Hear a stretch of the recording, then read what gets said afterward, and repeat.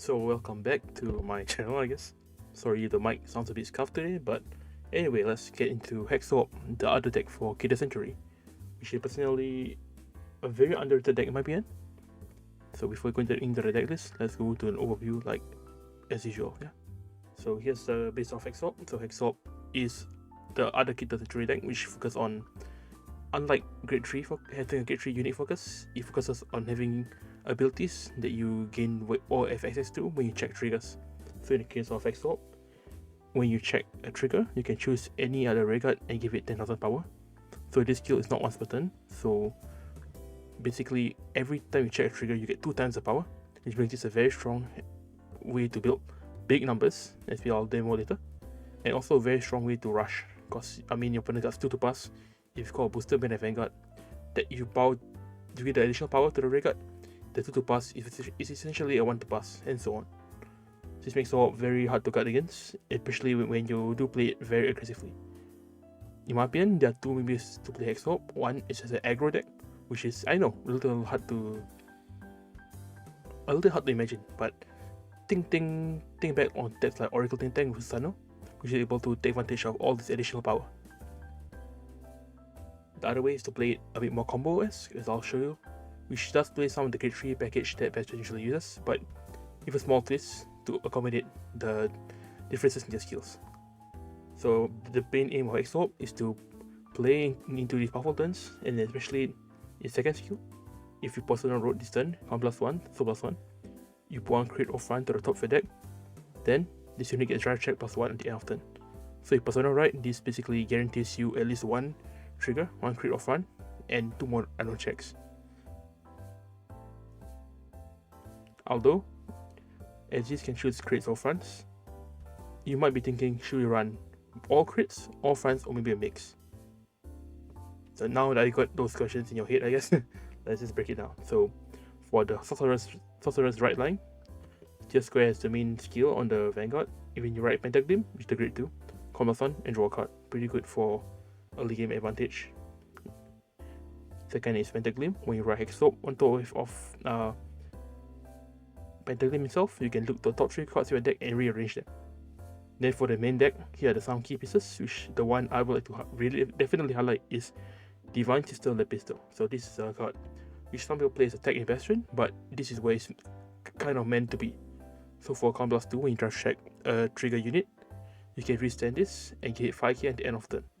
So this is what enables Hexaorb to get more than 3 attacks a turn, which is one of the big factors of why it can be a threat in the metagame.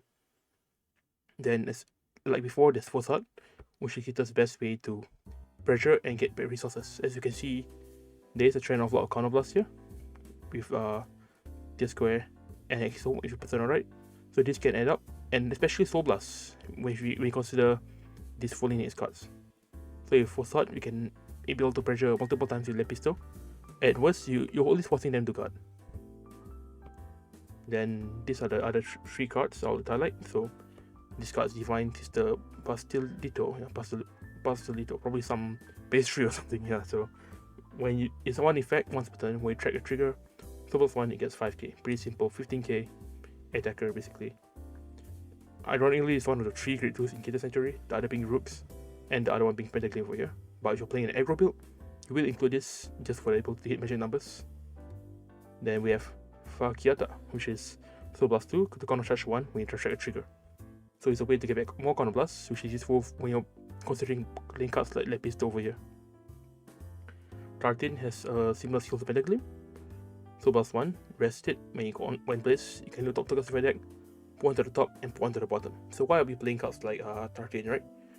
Because if you can see Hexaorb itself, there's no way to actually set up for its own place outside of the initial right. So you will need ways to set up your deck throughout the game if you do not see personnel right. So I'll say in that regard, playing Pentaglim and Tartin in the main deck is pretty essential to making it work. Then another card which I'm still testing personally, but my friend Zay actually brought it up to me. So this card is Painkiller Angel. So in the battle, Soul +1, retire itself and draw 1 card. I don't like it for the Soul +1 cost, as you can see a lot of soul is being used, but the filter is really very useful, as for the moment, there's no way to reliably search for personnel right. So having more ways to cycle can be very valuable. As for triggers, yeah, So yeah, you can choose a mix of fronts or crits, but you got to imagine anything. Which build are you playing? So if I were playing an aggro build, you can still play more crits in my opinion. If you're playing a more slow build, you can still play a mix or all fronts. Over triggers are pretty much there. And do we play draws? Well, personally, I feel draws are not as essential in the deck, but especially now the right deck, having draw triggers is very strong. So at least 3 copies is pretty good. Now with that, let's get on to a few tech cards before we get through the few deck styles I want to go through. So let's go into tech. Yeah, so tech, as you can see, we have these 4 cards, which is very familiar if you're playing what is it called? Bastion, yeah. So Elden and Commonwealth as a draw engine for Keter is pretty generic, but I would advise you try it without it for now, as combos can be very heavy. But another card I would highlight is Rough Look. So Rough Look is skill, we can put it to the soul, and give 10k to any your grade 3 regard. So this actually combos very well with Lepisto. Yeah, over here. So Lepisto does attack during main phase. So technically it only gets power with Persona, right? So having another Rough Look, it should push this up to 33k on its own. So you risk sense you'll be 38k, and if Hexaorb is a minimum of 48k if you pump only the extra power there. So it's pretty strong. Also, it's a way to get soul, so you can make some tricky plays with cards like Fasciata and Painkiller. So yeah, I would recommend you're playing a more long game or combo as focus variant. At least consider Rough Look. It's very strong. Then there's Rooks. So if you're playing that many grade 3s, why not throw in Rooks instead of the other grade 2 that we've seen before, as this is a 15k, we've got 3 more grade 2s and it's booster. As we generally like to have a booster with Hexaorb, as I mentioned like before. Then the other card I highlight is Prescription Angel. So it's a promo card. I do not get into too much detail as we have not confirmed this for the English version, but generally you just call it out in the game to rush. But when Vegas attack, you can combat fund, retire it to call 1 card from the Guardian, from the damage zone, sorry, to the Guardian and guard. It's a pretty good way to defend yourself. You're playing very aggressively. Then the last one is Swordsman of Heavenly Winds. We shall. Yeah, this is a pretty overlooked card in Keter because, I mean, Bastion doesn't need it, but one thing to note is that as this deck does lack the additional 2k that Bastion gives to the Keter tree, having a card like We Shall, basically a 10k booster. You put it by 15k is 25k. Make it grade 2 is a major number. Combined grade 3 is 23k. So all these numbers you got to think about when you're playing a Hexaorb. It takes a lot more planning as opposed to Bastion, but the reward can be better at times, yeah. With that out of the way, let me show you two of the builds before I get into the how will I say the CFA demos, yeah. So let's take a look at one of the builds I like to play. So I'll call this version the Aggro version. So this is the Aggro version. So I play 2 Lepisto, you can bump this up. Right lance pretty standard, 3 Hexaorb, 3 Force Out Pressure, 4 Bastilito, 3 more Pentaclims, Fasciata Dartin, and some Wish Shields, and some Tear Squares. So this is generally a very balanced matchup. So what this deck tries to do is just try to call things early game, using cards like Pentaclim and Tear Square to quickly scry and pressure your opponent with triggers, before just quickly rushing the opponent with all these magic numbers you can form. So let's say you call Wishel behind Foresight is a 23k, which is a 15k got already. One trigger is like 43, yeah, so all these magic numbers are pretty cool. And for this build in particular, I play 3 draws, 8 crits, because I feel you're playing aggro, fronts are good, but crits win you the game. Then of course over trigger, yeah. So this build's pretty good. There's a similar list at the top actually, one with a few deck lists. Then the other one will be the combo S deck. So it should be this one over here, which will be with 01 and 02. Yeah. So this one's pretty standard. So it plays Rough Look actually. So this deck focus on lining up the combo of Lepisto, Rough Look, and Hexaorb for Vampire Turn, hence why you start in Pentaclim and Painkiller to help you scry and air pieces. It's a little combo S to play, but generally if you open Lepisto, Fasciata, and maybe Rough Look, generally you can push games very early as your first grade 3 ride, which is something the deck shares with Bastion. Then the other variant would be pretty similar.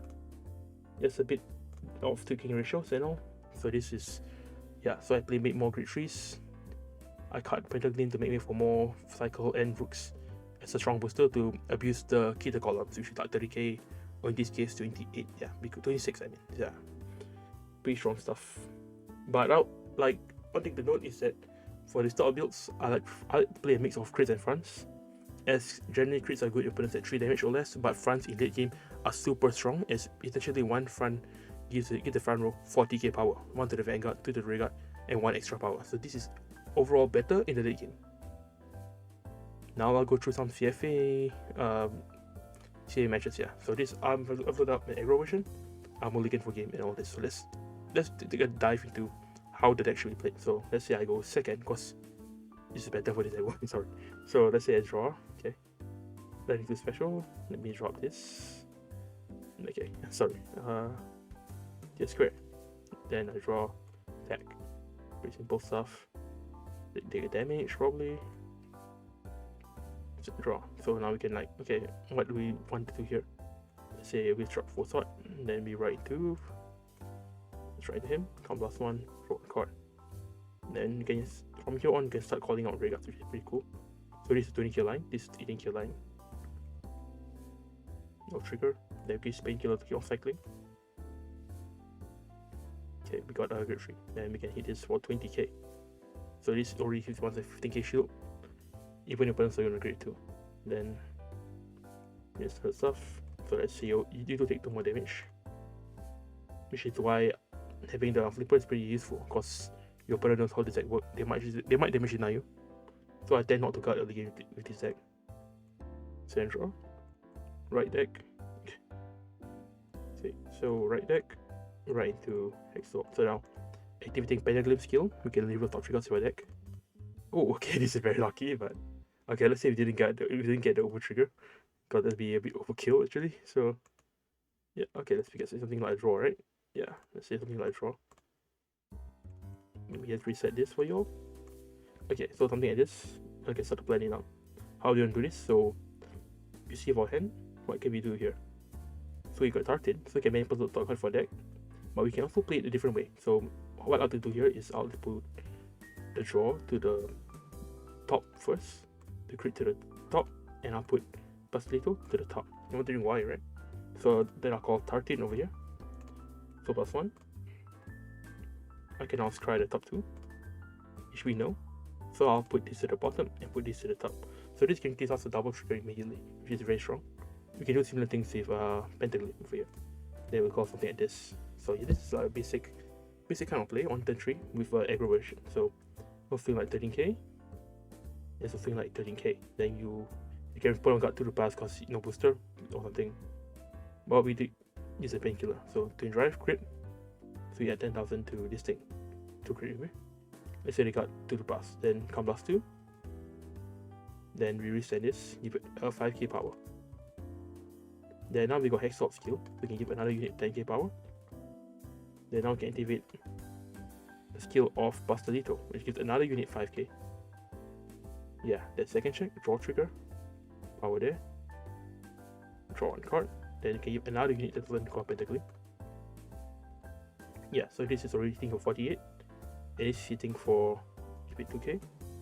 It's hitting for 48, 13, 35, which is very strong. Then during the next turn, you just have to take 1 damage or something. You just go straight into Hexaorb. So I'll show you the numbers in personal right turn. Let's say we just survive with a crit in hand. That's what I think to note when you're playing this top deck. Make sure you keep the crit before the heal or draw or something. Try to make comeback. So let's see, we have a feel like this, right? Okay, this is pretty bad. Okay. So personal right. Give 10 to everyone, just to show you how relevant the numbers can be. So just put on the right numbers. Okay, and we activate Hexaorb effect. We put this to the top. Yeah, so this is a random triple drive, but I'll show you how good the numbers can be. So this 23. Let's check crit power. 10. Okay, give 10k here. Second check, draw.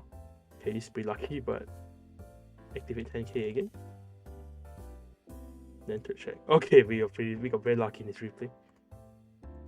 But yeah, just imagine like how many buffet guards can you get before you can get numbers like this? Like this is a rating for 81k. You put a power there, it's actually 91k already. So a pretty insane deck. That's pretty much how the aggro build split. One thing to note, you don't play the aggro build is of course the combat management. Like here, I did use the pistol immediately, and you spare my soul blast for painkiller and all that. But if you do not run painkiller, which I would suggest you not to in this build actually, but put it sake in here just to demo you how you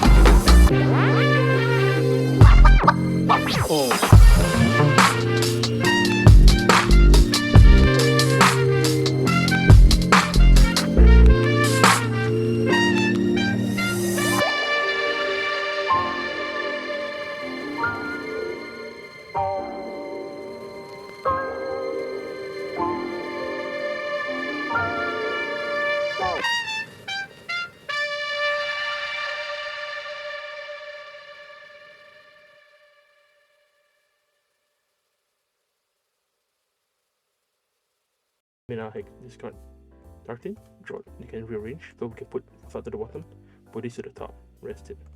So we can call this here, call the pistol, we can call facade. Let's call my trigger, why not? So we can do things like this. So we can go things like this first. Activate painkiller, we draw one card. So here we secure opposite right for next turn. Then this thing can swing as usual, get retired. Turn drive, crit, this is guaranteed, remember? So plus 10k here. We can come plus 2 right now if you want. Come plus 2 right now. And then second check, something like that. So we can swing. Yeah, so it's pretty, you can see there are ways to play around it. So now we've guaranteed extra next turn. There's only got one combat open, which is why I say you may use the pistol. For this version at least, I do not recommend using the pistol immediately, as you generally want to save it for the personal right turns when it's very valuable. Because your personal right turn, this is okay. Let's say personal right turns. Write this up. This is already a base 23k. Right? Then if you open cards like Rough Loop here, or we take a Rough Loop here, we can pump it again to fuel any other Soul Blast cards we have in our hand, which is usually going to be this card over here. Fuck yeah. So let's say we did use a lot of Soul Blast in the early game or something. So we can actually just refund it with Rough Loop, which is why we do play it. Of course, that's what's up. So personal right turn, we shall cover the turn again. It's 10. So 31. 28. Oh yeah, I forgot to pay the cost. Yeah, sorry. So let's say I put the front to the top in this case, because you open the kill opponent at 4 damage. 30 guard. Let's check front. So the order is important here. Let's activate Hexaorb first. Let's set 10k to this card over here. So now we can actually use Fakiata over here, which you see we would like the soul if we can play Rough Loop. So Soul Blast 2, you can then counter charge 2. Counter charge 1, I mean, then Now we still recovering for Lepisto. The Lepisto can come plus 2 here. Resend this, give another stuff 5k power. Then second check, third check, create power there, then power again. So yeah, this is the type of place you got to think about when playing Hexaorb. As with cards Princess of the Soul and even Fossards on it, there are ways to play around the kind of heavy cost. So now that I introduced you to both deck types, let's take a look at some of the topping lists. Well, small disclaimer, unlike Bastion, it hasn't seen much results yet, but let's go through the two which we saw on Deck Sender. Yeah, which is go to this guy eventually. He does this Japan tournament results and all that. So the two that we're gonna cover is this two builds. So the first one, it's gonna be like the aggro build I showed you before, playing only less grade 3s and playing more aggro options like we've seen. All the cards should look pretty familiar. 8 crits even, 3 draw, 1 over, pretty standard stuff. Yeah, I've already explained the list. That other one will be a bit more combo based, like sure. This one's not quite there to the full combo without rough look, but the core cards are still there. We have some of this card here for a lot of Lepisto, mentally set it up. Painkiller of the drawing personal right copies, and even this grade 3, this grade 1 promo we talk about for some attack shield if you want to play a bit aggro. So in summary, Hexaorb is pretty strong actually. What it lacks in like consistency is actually matched up by how powerful its turn 3 and turn 4 plays can be. So do not overlook the deck, and for the moment, at least in the Japanese side of the game, in Singapore and Malaysia, it's pretty cheap deck actually, so you can pick it up for relatively cheap. On paper, I'll say Hexaorb, yeah, this is a high ceiling for sure. And you gotta think about it this way, any ways to scry and search or just draw power will push the deck up in the future as its personal items is among the strongest in the game. As you can see, coming at 91 columns and all this, unlike Bastion which has a certain cap at 45 or 55 depending on how many triggers you track. So with that to do, yeah, if you want to play a deck which is, you don't play Keter and you don't play like all grade 3s, like I get it, I recommend playing Hexaorb as it's a relatively cheap and pretty underrated deck for the moment. And do let me know, which do you prefer? The aggro approach where you just call things to the board and we rush your opponent, or do you like play a bit more balance and play a bit more mind games like, okay, opponent's at 3, let's put a crit, your opponent's at 5, let's put a front. This sort of combo S playstyle, which is why I like Rooks here. So yeah, till next time, I've been Cypher. Subscribe if you want more. Yeah, that'll be it. Bye.